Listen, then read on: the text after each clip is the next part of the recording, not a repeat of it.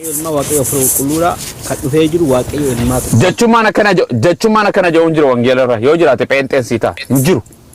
Barsiifni isaa jira. Barsiifni isaa jira. Barsiisa keessatti waan wangeelarra hin jirre barsiifta. Okay, waaqayyo abbaa, waaqayyo ilma, waaqayyo firoo qulqulluu jedhu caafamee jira. Waa'ee Sillaasee jedhu jechuun garuu. Sillaasee jechumaan jiru wangeelarraas hin jiru. No, hin jiru garuu barsiifni jira. Barsiifni isaa jira. Barsiisa isa abbaa keessanitti fuutanii fiddan. Yesuus Kiristoos wangeela Maatiyos boqonnaa 28 irratti maqaa abbaa, maqaa ilmaa, maqaa firoo qulqulluutiin cuuba'e. Maal taasisaa jedhe? Cuuba'e. Waan meeqa waame? Cuubaa maal godhaa jedhe? Cuubaati maal taasisaa jedhe? Waan godhaa jedhee miti. Waan sadii waame. Maqaa abbaa, maqaa ilmaa, maqaa firoo qulqulluu jechuudha. Deemaatii maqaa Muhammadii fi maqaa Habtaamuti maqaa Muwaazii makiinaa kana bitaa yoon jedhe yoo. Abbaan illee ilmillee akkuma abbaatti waamamee jiru. Firoo qulqulluullee akkuma abbaatti waamamee jiru. Hin jedhu akkas. Okay, waasi gaafadhamu waa sadii dhoyte. Okay, maqaa abbaa jedha. Maqaan abbaa holdan. Maqaa abbaa jedhee miti deemaa maqaa abbaatiin. Ustaaza masbirraa isin abu. Noo san isin jenne beeda. Eshi. Si gaafachuu sadeen waanuma kana si gaafachuu deema. Fakkeenyaaf Yesuus Kiristoos gaafa dhalatu ilma abbaa jedhamee. Waan dhaloota naan deema. Waan bakka qabatanii bakka gallakkisanii dhabee jira barsi wajjin. No. Amma ilma abbaa jedhameera. Ilma abbaa jecha abbaan jira ilmi jira. Amma ilma namaa osoo ta'e osoo taane ilma namaa jedhamna. Ilma abbaa gaafa jiru ilmillee akkuma abbaa isaa. Yesuus ilma namaan jedhamu ilma namaati bari Yesuus. Ilma namaati garuu ilma abbaa jedhamee ilma abbaa jechuun. Awwa kana isinummaan itti taphadha. Wangeelatti hin amanu. Waaqummaa qabaa jechuudha. Waan goonu. Barjara akkuma beekanii xoofa. Amma eeguu. Nuugalee barra kan waan nuugaluun kun gaarii barra. Alhamdulillah. Allah ya. Amma jechuun okay. Yesuus ilma namaan jedhamu eenyu abtee? Ti bilbilan bahii jedhanii maqaa isaatiin. No. Abtee? Amma Yesuus ilma abbaa jedhamee waamama. Ilma abbaa. Waan ni jedhe Yesuus Kiristoos afaan Oromoo Yesuus Kiristoos gartee ilma namaan jedhamu. Ishin jedhama. Ilma abbaa sanuu fudhattanii ilma abbaa. Okay, ilma namaa. Okay, dhaggeeffadhu. Ilma abbaa fudhattanii ilma abbaa. Abbaa jechuun bar min maalatunu abbaa min maalatunu maal jechuun afaan Oromoo naa abbaa jechuun jecha kontekstii wangeelaateetti abbaa jechuun. Amma fakkeenyaaf amma ilmaan namaati ilma namaa jedhamna. Anamma ilmaan namaati. Abbaan kiyya jira. Anamma fakkeenyaaf abbaa meeqa qabda? Abbaa meeqa qabda? Abbaa tokko qaba. Abbaa tokko qaba. Garuu abbaan inni qabu nama. Kooka. Okay, nama. Abbaa biraan qabdu eega dhaggeeffadhu. Abbaa biraan qabu jedha. Okay, goobas. Walii galle. Anis ni qaba kana waliin dinnu. Hin xumurre ka qoye. Abbaan inni qabu sun nama. Yesuus Kiristoos garuu abbaa gaafa jedhu ilmillee jira. Ilmi isaa kun dammoo akkuma abbaa waaqummaa qaba. Okay, bakka bareedu naa dhufte naa dhaabbadhu waan akkasiiti miti. Ati waan jedhe abbaa tokko qabda moo abbaa lama qabda? Abbaa tokko qaba abbaa foonii jecha. Goobas abbaan foonii san maqaan isaa eenyu? Abbaa san maquma isaa naa himi abbaa san ka dhugaallee ta'uu baattu. Habtaamu eenyuti? Habtaamu eenyuti ati? Way abbaa ofitti illee wallaalee gurbaan. Habtaamu badhaasaan abbaa kan kee fooniiti. Okay. Yesuus Kiristoos abbaa ni qabu moo hin qabu? Ko Yesuus ilma abbaa jedhamee waamameera. Aboo maali namni kun waan gaafadhe yoo namaan nimne abbaan kee eenyu sin jennaan badhaasaa naan jette. Yesuus Kiristoos abbaa ni qabu moo hin qabu? Qaba abbaa qaba malee. Goobas maqaan abbaa isaa eenyu? Abbaadha. Abbaa jechuun maqaa isa taayitila bar goobasi.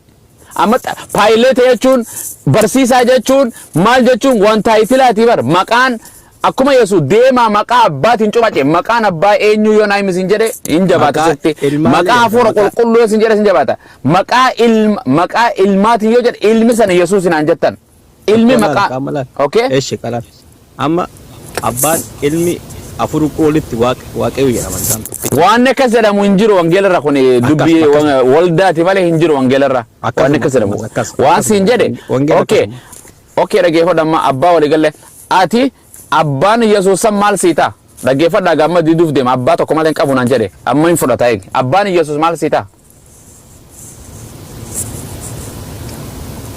amma gaa itti yaadi dafi itti An yaaddadhu abbaa fooniin jedhe malee abbaa fuudhanii hin qabuun jedhe.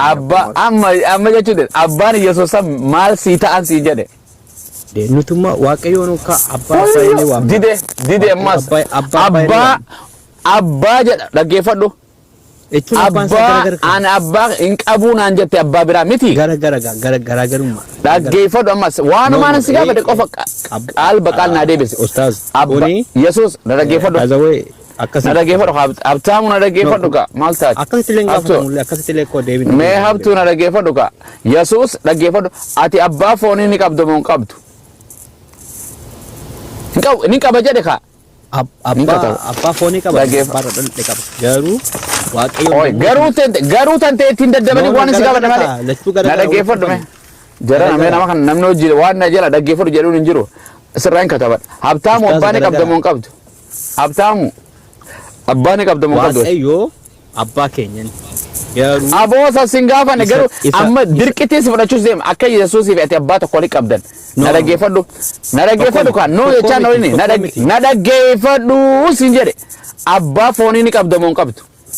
an abbaa foonii qaba abbaa sammuu waaqayyoo. Sama haasaa gurbaan akka abboo namni dhugee yookaan naman godhu namarra rakkoo maal taate hafte suutuma normaal sa'u noo hinde waan sin jedhe abbaa foonii ni qabda moo hin qabdu een hin qaban qabu jedhi bira dabre. Abbaa foonii qaba abbaa fuuras qaba. Amma akkasii ni qabda okay abbaa fooniis ni qabda abbaa fuuras ni qabda. Okay okay hold on ittiin dabalin halloo abbaa keenya. Walde hin dabalin waan si gaafadhe abbaa foonii abbaa ni qabda jennaan na dhaggeeffadhu ka maal taate boo abbaa foonii qabda jennaan noo dhaggeeffadhu ka mee biyya lafaa gurbaa kana mee dhaggeeffadha mee dhaggeeffadha gurbaa abboo naa himte hafte akkanaan jette katabuutiin jira asirratti abbaa foonii ni qabda jennaan abbaa foonii fi abbaa furaan qabanaan jette eeyyee dhuga ni qabdaa milachuu hin qabdaami Garagara mallachanu garagara differensi guddaa qabu. garagaraa siin jedhan si gaafanne bar yaa gurbaa namni si bira jiru kan si gargaaru hin jiru. No ani jechuun homtuu. Okay irraan deebi narraa gaba sekendii takka taati fixe osoon wallahi deequma osoo waa takka naan deebisin deeqaa dila kana fitte abbaa foonii fi okay na dhaggeeffadhu amma abbaa habte abbaa foonii fi abbaa furaa ni qabda moo hin qabdu? Anamma abbaa foonii kadhadhe abbaa qaba. Garuu abbaa foonii qaba garuu asa sirriin abboas. Aboo naa barsi gaafacha mee waan si na dhage ati afaan oromoo kiyya kun si gala harargee kun Tokko na dhiba.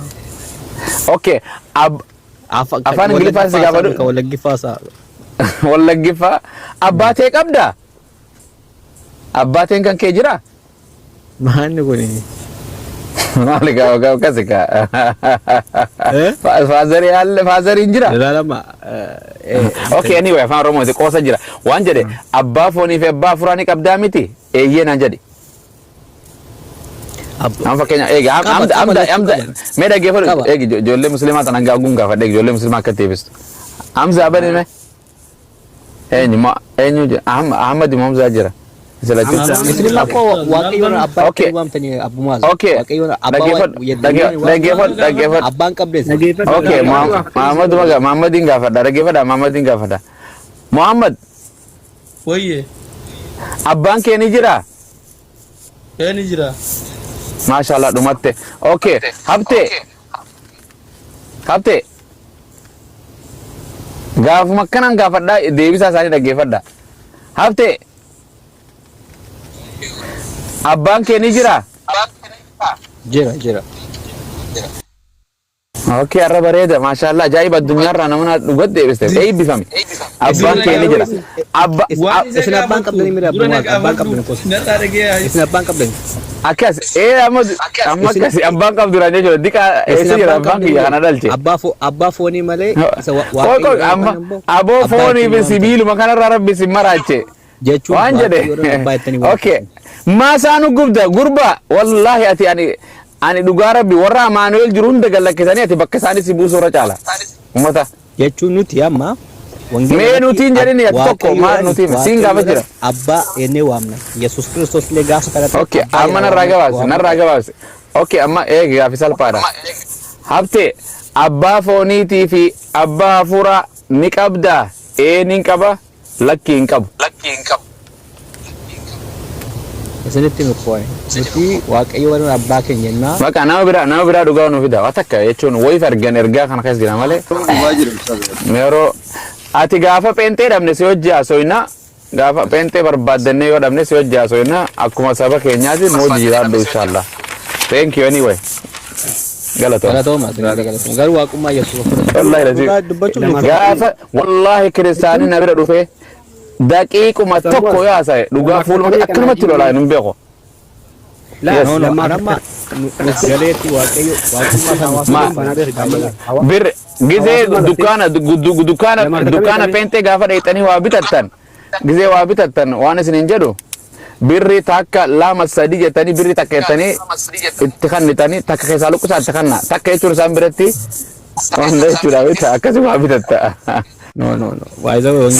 Sagal jaha jechuun lama jechuun herreega akkasii addunyaa irrattis barattoonni Yesuus 12 nuun jedhan 12 jechuun isaan biratti jaha jechuu bar sadi akkana lakkaawan sadi tokko jaha. Okay, waan sin jedhu barattoonni Yesuus dubartiin keessa ni jirti dhaggeeffadhu gaa hafte barattoota Yesuus keessa barattuun keessa ni jirti 12 keessa.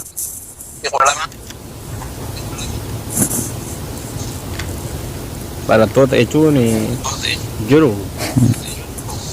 Ni jira taatee. Kan akka Maariyaam fa'aa jiru dubartoonni baay'een jiru. Barattoota 12 alatti jecha. Barattoonni Yesuus meeqa? 12 alatti jiru jedhe dubartoonni illee. Ana sin gaafanne inni warri inni filate meeqa? Sun 12 garuu barattoota isa. Garuu tante bara akkuma biyyi nu siyaasaa mir wanti amantiidha. Amma mishiin isaatiif roonni inni filate. Ani mishiin isin jenne feetaatuu ta'e. 12. Waansi 12 na dhaggeeffadhu ka sababa manni kun maal ta'e 12 keessa dubartiin takka ni jirti takka 2 3 4 5 6 7 8 9 10 korta eenyu filate dhiira qofa eenyu filate gooftaa isumaaf filateemi dubartiin biyya lafaarra jirtu gaafa inni dhiira filatu jiru malee dubartoota baay'eetu jirtu kan akka Maariyaam haati aboo hin jirtu keessa 12 siin jedhe 12 keessa Yesuus Kiristoos Luqaas 12 irratti halkan guutuu gaararra sanu waajiin guyyaa tokko gaararra dhaqee kadhatee hin beeku waaqayyo Yesuus Kiristoos gaararra halkan guutuu 12 gaara kam dhayiteeti gaara tullu diimtu gaara kam dhayite waaqayyo iddoo hundumatti waa argamuu fi bakka hundumatti Yesuus maal godha halkan guutuu gaararraa maal godhu ture? Bakka inni toora fudhachaa turne bartoonni isaa akka kadhatanii fechaa. Za'aa 12 halkan guutuu mana taa'ee moo walda dhaqee moo gaara dhaqe gaara? Gaara laa dhaqu waldaa laa dhaqu. Haa dhaqu miti wangeela Luqaas 6 boqonnaa 10 yeroo sanitti Yesuus Kiristoos gara gaaraatitti ol ba'ee halkan guutuu waaqayyoon kadhachaa bule jedhe walda dhaqee moo gaararra dhaqe gaara halkan?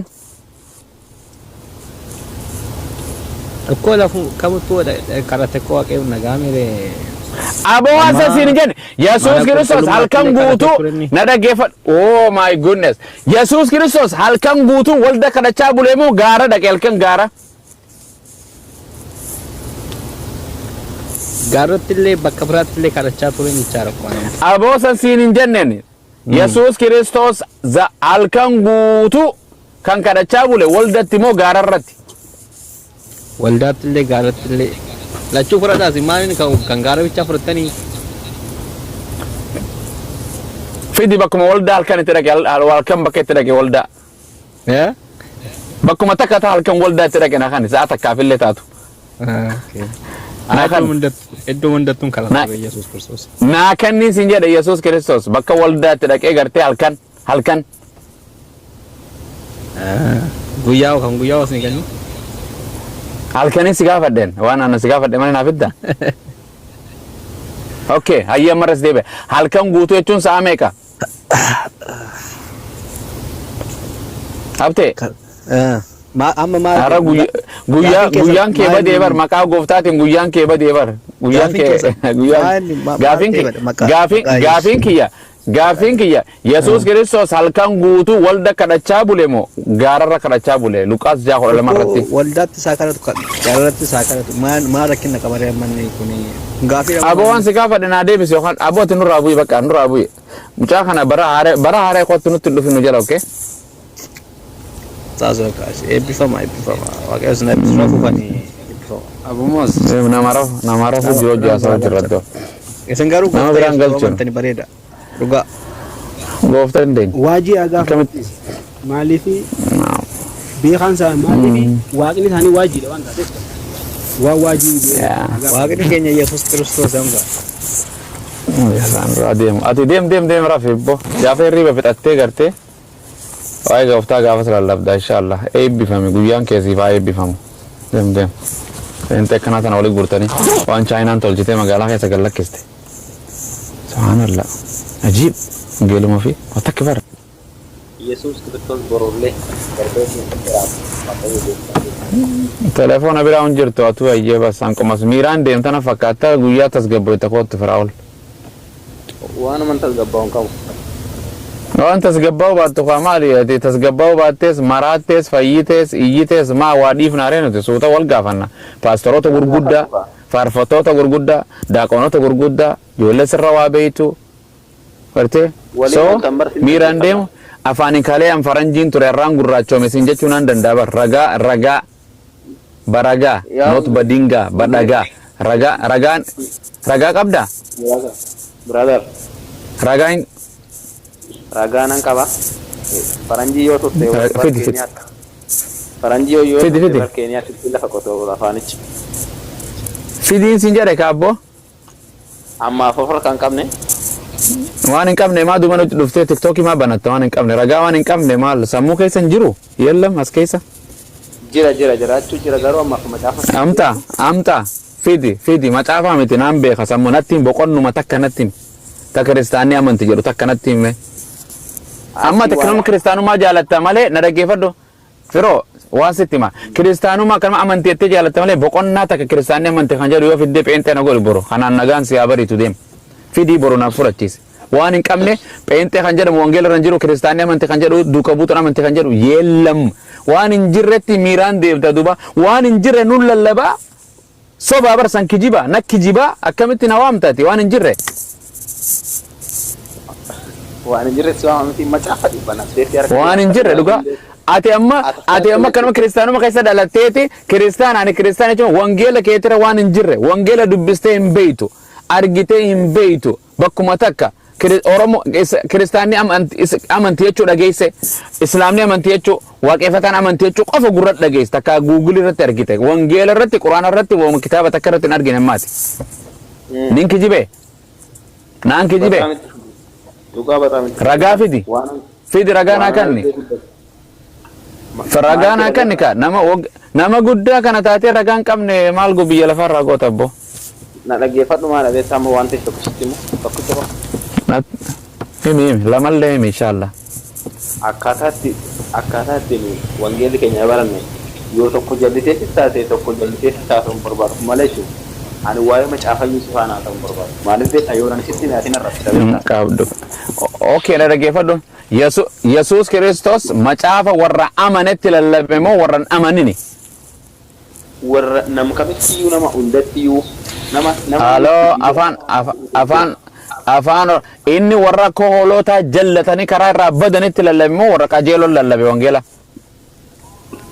qajeelana isaatti qajeeladha maaf qajeelatti lallaba maree Yesuus kire okay gobas akka wangeela keetiitti ani qajeelaa miti ani jalla warra nama koholota badeemi ati yaa bataam itti kanaafuu nan lallabuun dirqama keeti ka ragaa wajjin nan lallabda moo kijibaan nan lallabda ragaa faana sitti lallaba macaafa furadhee dhufee sitti lallaba gobas